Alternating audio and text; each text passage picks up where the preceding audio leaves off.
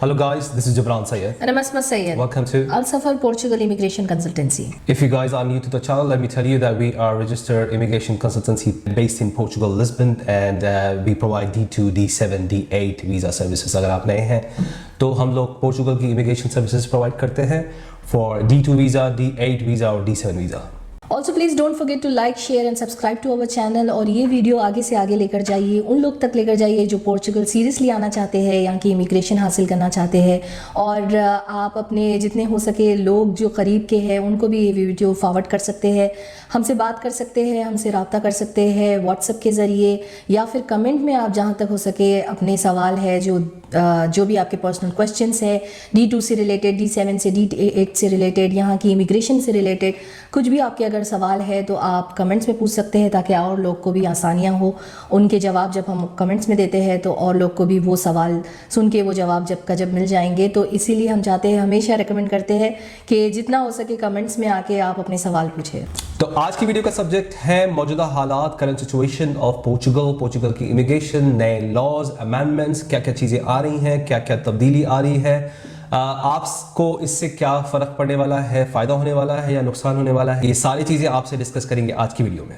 तो अहम सब्जेक्ट ये है, सबसे ज़्यादा जो चल रहा है और हर किसी के सवालात यही है और हर कोई मैसेजेस में जो भी एग्जिस्टिंग और जो नए कस्टमर्स हैं सबके ये है, कुछ को फ़र्क नहीं पड़ रहा, कुछ कस्टमर्स का ऐसा है कि भाई हमें बस रेसिडेंसी चाहिए वहाँ की, हमें वहाँ पे आके काम करना है या जॉब करना है और यहाँ पे आगे पढ़ना है, तो पासपोर्ट से उनको कुछ नहीं ताल्लुक़। तो वो लोग की कैटेगरी कम्प्लीटली अलग है। कुछ लोग वो है कि वो कर ही रहे थे पोर्चुगल का इमिग्रेशन का process just because of the passport, और पासपोर्ट यहाँ पे बहुत आसानी से मिल जाता है compare to the other European countries. यहाँ का जो प्रोसेस है बहुत ही ज़्यादा ईजी और सिंपल है और आज भी ईजी और सिंपल है कंपेयर टू देम। तो कुछ अमेंडमेंट्स की बात हो रही है, कुछ नेशनलिटी लॉ जो है चेंज हो रहा है, बातचीत तो काफ़ी टाइम से चल रही है और पार्लियामेंट में तो ये चीज़ अप्रूव हो गई है और प्रेसिडेंट ने भी ये चीज़ कर दी है अप्रूव। लेकिन जो कॉन्स्टिट्यूशनल कोर्ट है, कॉन्स्टिट्यूशनल कोर्ट ये जो लॉ है 7 years और 10 years, ये थोड़ा सा डिस्क्रिमिनेशन है, नेशनलिटीज़ के बीच में डिस्क्रिमिनेशन है। तो फिर से कॉन्स्टिट्यूशनल कोर्ट ये चीज़ जो है फिर से अप्रूव नहीं करेगी। खुदा ना खास्ता अगर ये अप्रूव कर भी देती है तो इससे पहले भी नेशनलिटी लॉज और जो पासपोर्ट का जो टाइम पीरियड था वो कई बार चेंज हुआ। कई बार इससे पहले 8 साल था, फिर 7 साल हुआ, 6 साल हुआ, फिर 10 साल हुआ था, टेम्परेली 10 साल भी हुआ था और फिर वापस जाके फिर 5 साल पे आ गया था। तो वो अगर ये टाइम भी अगर हो जाता है कि देखो ये अभी गेम चल रहा है, इनको खेलना है, ये पॉलिटिकली अभी जो फार राइट विंग की जो यहाँ पे इन्फ्लुएंस थोड़ा सा जो बढ़ रहा है उसमें बस यही है, इनको प्रूव करना है कि हम जो सोच के आए थे, हमने जो आपको वायदा किया था हम वो पूरा कर रहे हैं। लेकिन अगर पूछा जाए लोकल्स से और जो पोर्चुगीज़ लोकल्स हैं, नेशनल्स हैं, उनको ये सारी चीज़ों को ये सारी चीज़ों से कुछ लेना देना या वास्ता नहीं है। उनको डेवलपमेंट देखना था, उनको जो हेल्थ केयर और जो सोशल सिक्योरिटी और अब ये घर की जो रेंट्स है और आपकी जो सैलरीज वगैरह है, उनको ये सारी चीज़ें इंपॉर्टेंट थी जो कि उसके बारे में कोई भी बातचीत नहीं हो रही है। Since this party have come to the power, अभी जो 2 पार्टीज है करेंटली, शेगा इज दी ऑपोजिशन पार्टी, उसके पास तो इख्तियार नहीं है बट ऑपोजिशन पार्टी होने की तरफ से वो अपनी बातें रख रहा है और ये सारी चीज़ों की अमेंडमेंट वगैरह, क्योंकि इट्स कोलिजनल गवर्नमेंट एक्चुअली, तो वो क्योंकि साथ में मिलके चल रही है, तो यही रीज़न से ये सारी चीज़ों की तब्दीली आ रही है और ये बहुत ही कम समय के लिए रहने वाला है। आपको इसके बारे में सोच के फिक्र करने की कोई ज़रूरत नहीं है। इवेंचुअली इनको सबको पता है that immigrants for Portugal is very important. they bring a lot of money, they pay a lot of social security, taxes वगैरह पे करते हैं, ये लोग नहीं पे करते हैं। तो इनको पता ही है कि कौन पे करता है, जो एक्सपैक्ट्स हैं वो लोग ही करते हैं, जो इमिग्रेंट्स हैं, जो माइग्रेंट्स हैं, यही लोग ही यहाँ पे आके कॉन्ट्रीब्यूशंस वगैरह पे वगैरह करते हैं। तो एक कम्प्लीटली इमिग्रेंट्स के ख़िलाफ़ नहीं है, ये थोड़ा सा प्रोपेगेंडा है, चल रहा है, कुछ टाइम से चल रहा है और इंशाअल्लाह ताला ये जल्दी ख़त्म हो जाएगा, क्योंकि ये लोग ये करने के चीज़ों में ये सारी चीज़ें करने के मकसद से इन लोग का खुद का खराबा वैसे कर रहे हैं, बहुत सारी चीज़ें ऐसे कर रहे हैं जिसमें ये यूरोप में एक्सेप्टेबल नहीं है, ये काफ़ी ज़्यादा अनकॉन्स्टिट्यूशनल है तो वो सारी चीज़ें हैं जो आगे जाके इनको जो है नुकसान होने वाला है। तो आप लोगों के लिए ये है कि अगर ये हो भी जाता है तो फिक्र नहीं करना है। अगर 10 साल हो भी जाता है, अप्रूव हो जाता है, लेकिन ये ऐसी चीज़ है पिछले 6 महीने से ये चल रही है, हो गया, वो बेचारे टिकटॉक वाले वीडियो बना रहे हैं, हो गया, अप्रूव हो गया, फिर दूसरे दिन सुनने में आता है नहीं अभी बातचीत चल रही है। ये बेचारे बस आपको और आपकी जो फीलिंग्स है, ये फीलिंग्स के साथ जो खेल रहे हैं। अभी बहुत सारी चीज़ें होनी बाकी हैं, और अगर हो भी जाता है तो मैं वो भी डिस्कस कर लेता हूँ कि क्या क्या चीज़ें और क्या क्या अमेंडमेंट्स एक्चुअली ये लोग सजेस्ट कर रहे हैं। जी, तो अमेंडमेंट्स जो काफ़ी सारे तब्दीलियां आ गए हैं, जिसमें से सबसे अहम चीज़ के बारे में जो है, जो सबकी वरिड होने का एक मकसद बन चुका है कि पहले आप जो फाइल लॉक करते थे, जब भी आप यहाँ पर आते थे, आर्टिकल 88, 89 एक्सप्रेशन ऑफ इंटरेस्ट, जो आप अपनी फाइल लॉक करते थे यहाँ पर, तो आपकी जो पासपोर्ट की जो रेस है वो वहाँ से स्टार्ट होती थी। लेकिन अमेंडमेंट्स में अब ये आया है, नई चीज़ ये तब्दीली आई है कि आपका जब फर्स्ट ERC जब आपके हाथ में आता है, उस दिन से फिर आपके पासपोर्ट की डेट जो है वो उसके आगे की जो रेस है वो स्टार्ट होंगी। तो ये बहुत बड़ी चीज़ है, क्योंकि कुछ का कार्ड तो बहुत जल्दी आ जाता है, किसी का 2.5 साल में आता है, किसी का 2 साल में, तो किसी का तो बहुत जल्दी भी आ जाता है। तो उनकी रेस वहीं से स्टार्ट होंगी जब से उनको फर्स्ट ERC मिलेगा। रेसिडेंस कार्ड जब से आपको मिला है पोर्चुगल का, तो जब से शुरू होने वाला है। पहले ऐसा था जब से आपकी जब वो आर्टिकल 80, 89 था तो वो लोग की बात हो रही है, अभी नए लोगों की बात नहीं हो रही। तो जब से उनकी एक्सप्रेशन ऑफ इंटरेस्ट हुई हुई थी, फाइल लॉक वगैरह जब से हुई हुई थी, जब से आपकी पासपोर्ट की रेस थी 5 साल वाली। अब ये लोग ये सजेस्ट कर रहे हैं कि जब से आपको पहला रेसिडेंस कार्ड मिला है, जैसे D2, D78 वाले कस्टमर्स को तो 1 महीने में, 3 महीने में मिल जाता था, लेकिन आर्टिकल 88, 89 वालों को 1 साल, 1.5 साल, 2 साल, 3 साल भी हमने कुछ केसेस देखे हैं, तो 3 साल के बाद मिला। तो फिर उनकी रेस शुरू होने वाली है पासपोर्ट की। ये पहली अमेंडमेंट की सजेशन हो रही है। अभी जो पार्लियामेंट में अप्रूव हुआ और प्रेसिडेंट ने जो अप्रूव किया, आगे जाके जो अगर कॉन्स्टिट्यूशनल कोर्ट ने अप्रूव अगर कर दिया, तो ये जो अमेंडमेंट में जो आया है, नेशनलिटी लॉ अमेंडमेंट में जो आया है, वो सारी चीज़ों की सजेशन है। दूसरा पॉइंट ये है कि जो फैमिलीज यहाँ पे आते थे और यहाँ पे आके अपना बेबी डिलीवर करते थे, प्रेगनेंसी यहाँ पे होती थी, उसके बाद अगर बेबी डिलीवर करते थे तो आते ही डिलीवरी के बाद वो बेबी को पासपोर्ट मिल जाता था। अब ये सजेशन है वो अमेंडमेंट के हिसाब से कि आप यहाँ पे पेरेंट्स 2 साल रहना चाहिए, उसके बाद आपको पासपोर्ट मिलेगा। पासपोर्ट तो बच्चे को पैदा होकर मिलने वाला ही है, लेकिन वो फैमिली को मिलेगा जो लोग ऑलरेडी यहाँ पे 2 साल से रह रहे हैं, पोर्चुगल में रेसिडेंट हैं, उसके बाद फिर प्रेगनेंसी हुई, फिर डिलीवरी हुई, तो बेबी को पासपोर्ट मिलेगा ही मिलेगा। पहले ऐसा नहीं था, पहले ऐसा था कि आप आए, हाँ, प्रेगनेंसी आपकी पोर्चुगल में नहीं, प्रेगनेंसी आपकी पोर्चुगल से बाहर अगर आपकी हुई थी तो उसको कंसीडर नहीं करते थे। पोर्चुगल में आपकी प्रेगनेंसी अगर हुई है पहला महीना से, तो आपके बेबी को डायरेक्टली पासपोर्ट मिलता था। अब 2 साल आपको पेरेंट्स को यहाँ रहना है, उसके बाद ये करना है। ये भी एक सजेशन है। आगे ये वाला जो लॉ चेंज, अमेंडमेंट और नेशनलिटी लॉ अपडेट्स वगैरह जो आ रहे हैं, वो हर चीज़ जो है कंफर्म नहीं है। काफ़ी सारी चीज़ें कंफर्म नहीं है।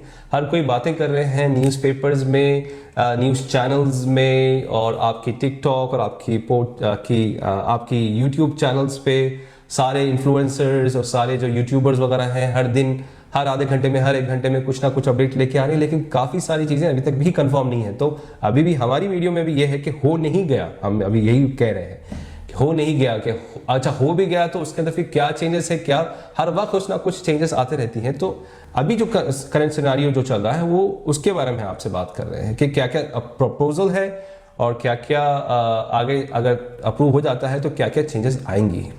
ये दूसरा पॉइंट है। अच्छा, तीसरा पॉइंट ये है कि पहले आपको नेशनलिटी के लिए, पासपोर्ट के लिए पोर्चुगीज A1 और A2 की एग्जामिनेशन और उसकी ओरल और रिटन वगैरह की सर्टिफिकेट वगैरह चाहिए होती है from the recognised certified institute और गवर्नमेंट इंस्टीट्यूट। तो वहाँ की सर्टिफिकेट लेके फिर आपकी पासपोर्ट के टाइम पे ये सारे डॉक्यूमेंट्स को सबमिट करना होता था। अब आपको with A1 and A2 you need to write an exam of Portuguese cultural exam and history Portugal का हिस्ट्री और कल्चरल दोनों के भी आपको स्टडीज करनी है। वो होने के बाद फिर आपको करना है। It's not that difficult actually, काफ़ी आराम से आप लोग कर सकते हैं because you have lot of time.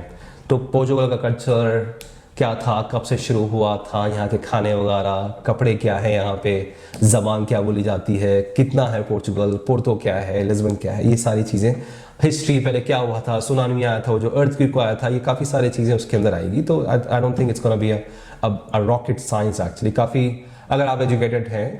वैसे हमने देखा है कि ज़्यादातर जो नॉन इंग्लिश स्पीकर्स हैं वो बहुत जल्दी पोर्चुगीज़ बात करते हैं। जो इंग्लिश स्पीकर्स हैं, हम जैसे लोग, आप जैसे लोग जिसको इंग्लिश आती है तो उनको थोड़ा सा टाइम लगता है पोर्चुगीज़ लैंग्वेज सीखने के लिए, बनिस्बत कंपेयर विद दोज पीपल जो इंग्लिश नहीं बात करते हैं, और उनको बहुत ही आराम से, बहुत ही आसानी से और इतनी ज़बरदस्त माशाल्लाह फर बात करते हैं, ज़बरदस्त, तो ताज्जुब होता है। तो बस वो इतना सा बेसिक सा एग्ज़ाम होगा, वो आगे आने वाले वक्त में और सारी चीज़ें क्लियर हो जाएंगी।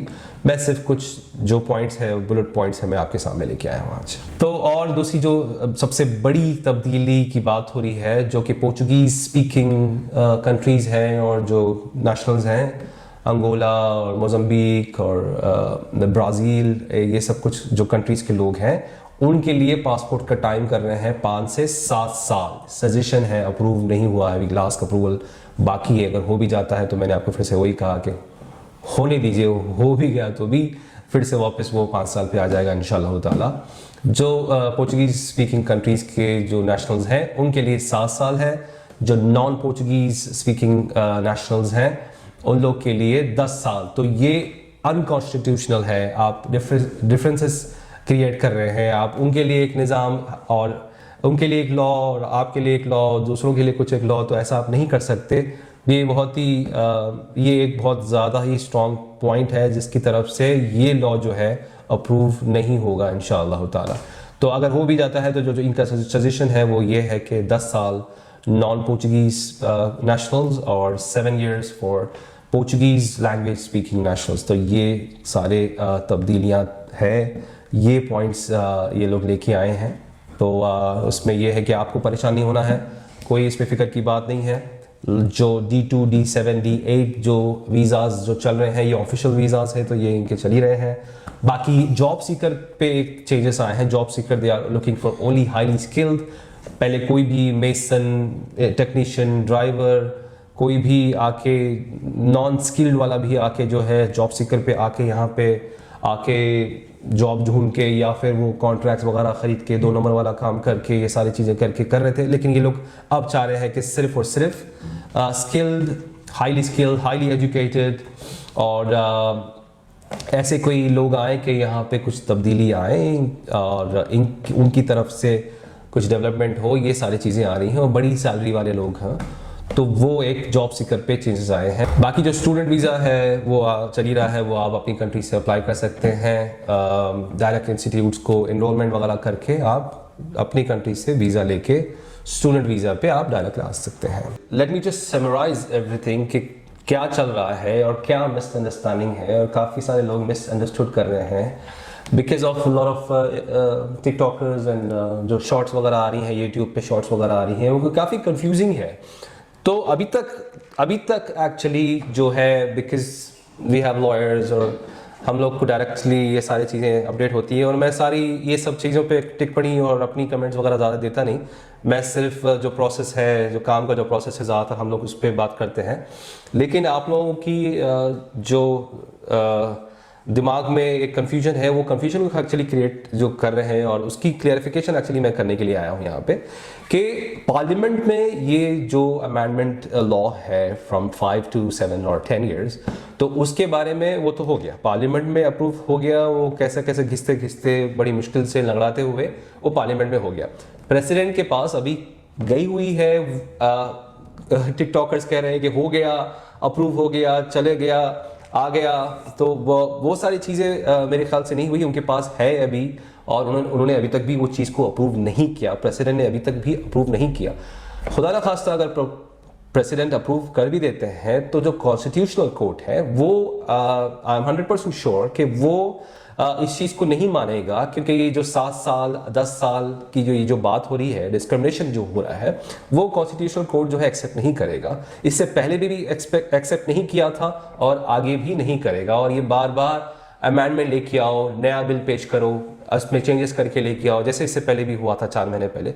ये सारी चीज़ें चलते रहेगी। तो क्लियर नहीं है, आप लोग परेशान ना हो। अगर हो भी जाता है, जैसे कि मैं बार बार कह रहा हूँ, हो भी जाता है तो फिर वापस the number of years of nationality period, वो फिर से अमेंडमेंट होगा और फिर चेंजेस आएंगी, फिर एक नई पार्टी आएगी, वो फिर से जो है 10 साल से 5 साल, हो सकता है 2 साल कर दे, you never know।